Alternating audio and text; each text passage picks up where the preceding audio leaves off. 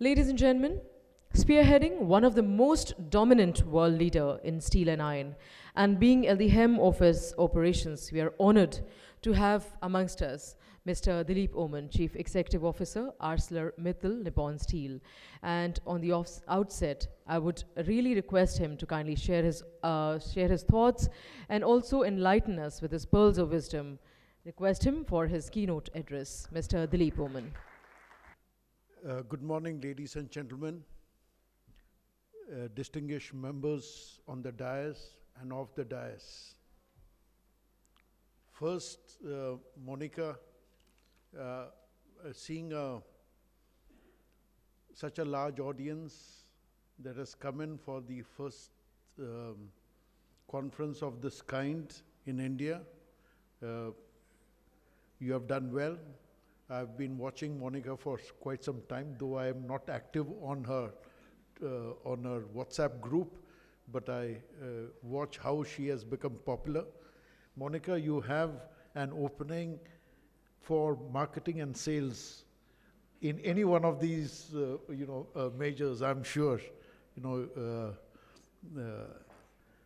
In fact, she has, I've got nothing more to say. She has covered everything. In the 10 minutes that she has spoken, she's covered everything. But let's give her a big hand for this wonderful event.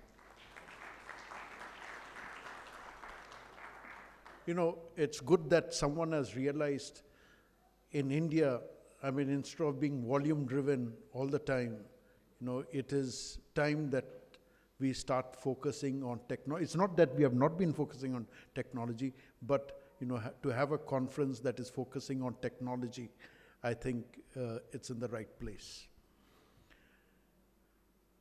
Ladies and gentlemen, this is the first public event from ArcelorMittal Nippon Steel, India. As all of you are aware, SR Steel was taken over by ArcelorMittal and Nippon Steel. ArcelorMittal happens to be the largest steel producer in the world. You heard Monica say that.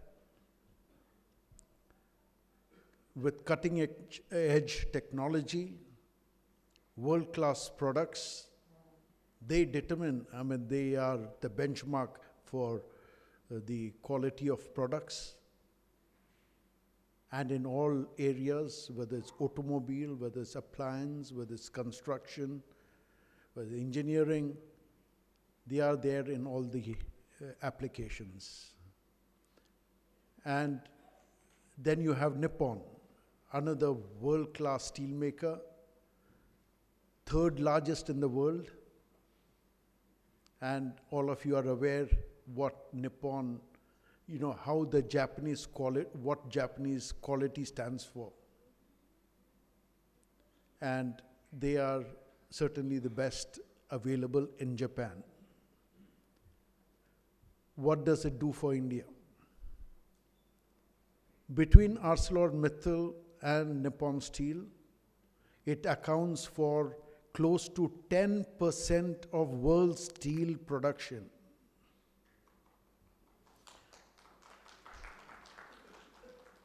And with the expertise, with the technology that ArcelorMittal and Nippon Steel brings in, with a wonderful team that AMNS has, I'm sure it's going to change the landscape of the steel industry in India. This conference is quite apt, keeping in mind that there is a vision of reaching 300 million tons by 2030. Certainly, it cannot be in terms of volume alone. There has to be a quantum jump in the technology, in the incorporation of technology. We just cannot ramp up volumes without being efficient, without being comparable with the rest in the world. And we have to incorporate technology in all aspects of the business. Whether it's not only production, whether it's R&D, whether it's production, whether it is finance, whether it's marketing, whether it's logistics, whether it's supply chain, everywhere technology is going to be a key component. And what it does is it improves the efficiency in all aspects of business. We have seen the importance of what WSA has taken up very strongly, the circular economy, the 4 Rs, reduce, reuse, remanufacture, and recycle. We have to be responsible to the environment, at least if not for us, for our future generations. It not only preserves the environment, but it reduces the cost, it increases efficiency, and you will be globally competitive. Examples are many. Use of technology improves efficiency and productivity. It improves the energy efficiency. It helps you to be globally competitive. Sometimes I think to myself, why can't we have zero defect in steel? Yes, as of now, some are much better, some are worse, but why can't we have a concept of zero defect in steel? What it does to the supplier, it reduces his cost, there is no wastage, there is no reworking, the yields go up, the quality goes up, the reproducibility goes up. What does it do to the customer? He gets a consistent product. His line, there is no interruption in his line. His efficiency goes up. So what you see is, overall, there is an improvement of productivity, there is an improvement of efficiency, there's an improvement of cost reduction, not only for the supplier, but also for the customers, for all. And eventually, who will benefit from this are the investors, the stakeholders.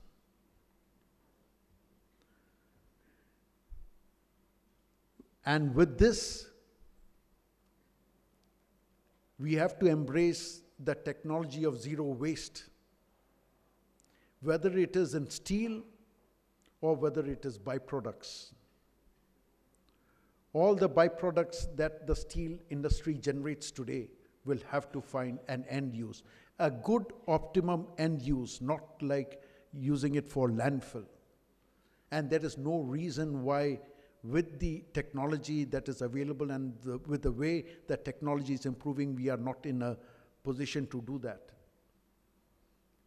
I remember, we are working on building a road. It's about 1.5 kilometers. We are using major component of byproducts. What I find is it's not only reducing cost, but we believe that it'll be a high quality road, which we want to showcase and show it to the rest of India. CRRI is involved, and we also hope to bring in the technologists from ArcelorMittal and Nippon to see what improvements we can do, so that in future, especially for the roads around the steel plants, we use these byproducts instead of being saddled with the enormous task of finding ways and means of evacuating the huge storage spaces that are occupied today. The customer needs are changing ever so fast. The customers are more and more demanding. Their requirements are more and more stringent. They want stronger steels. They want lighter steels.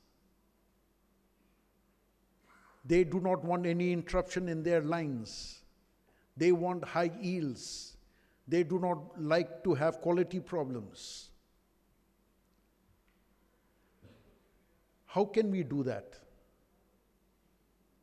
This can only and only happen if we use technology. We cannot afford to have manual intervention all the time and make high quality steels sustainably. Somewhere it will fail. So using artificial intelligence, using IT, using mechanizing as much as possible, automating the systems so that if once you have produced a good quality steel, there is no reason why it cannot be done all the time, how it cannot be made repeatable all the time. Another key aspect is the raw materials are getting scarcer and scarcer. I mean, a classic example is the problem that's going on in Odisha. With the auction coming up in March 2020 of a large number of mines, availability has come down, the prices have spiraled. This is just a glimpse. We have to find ways and means of using lower grade materials, beneficiating them, whether it's iron ore, whether it's coal, whether it is scrap. We have to make use of materials that are not prime.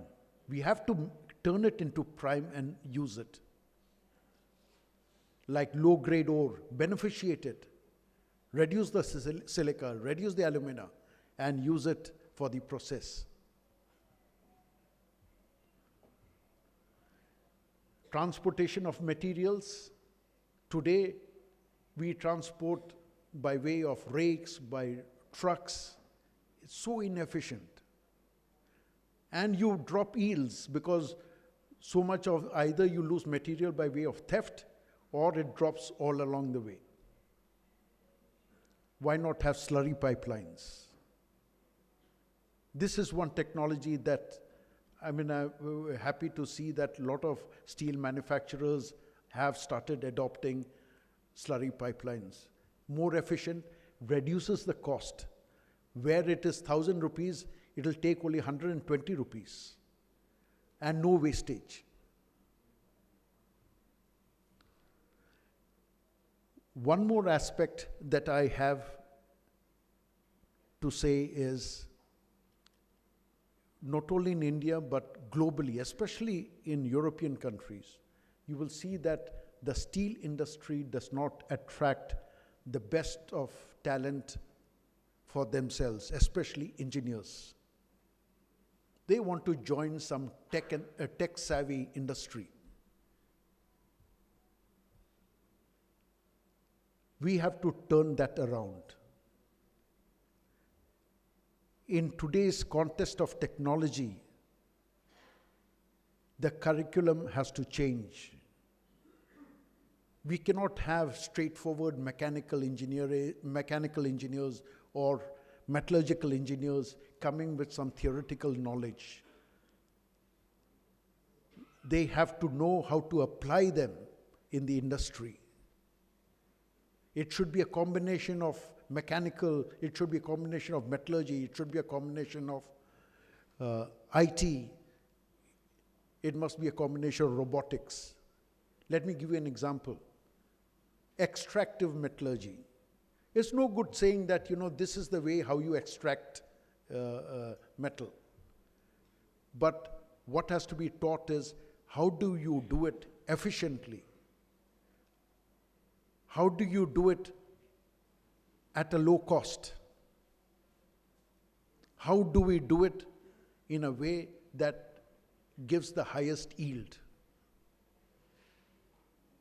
And when the students see that the steel plants are no more brick and mortar industry that we are all, at least in yesteryears, we all thought steel plant as a brick and mortar industry. It has to be tech savvy. It has to be technology driven. Each one of them sees themselves contributing in a big way, maybe through software, maybe through modeling, maybe through automation, how you are able to reproduce the same quality of steels again and again and again.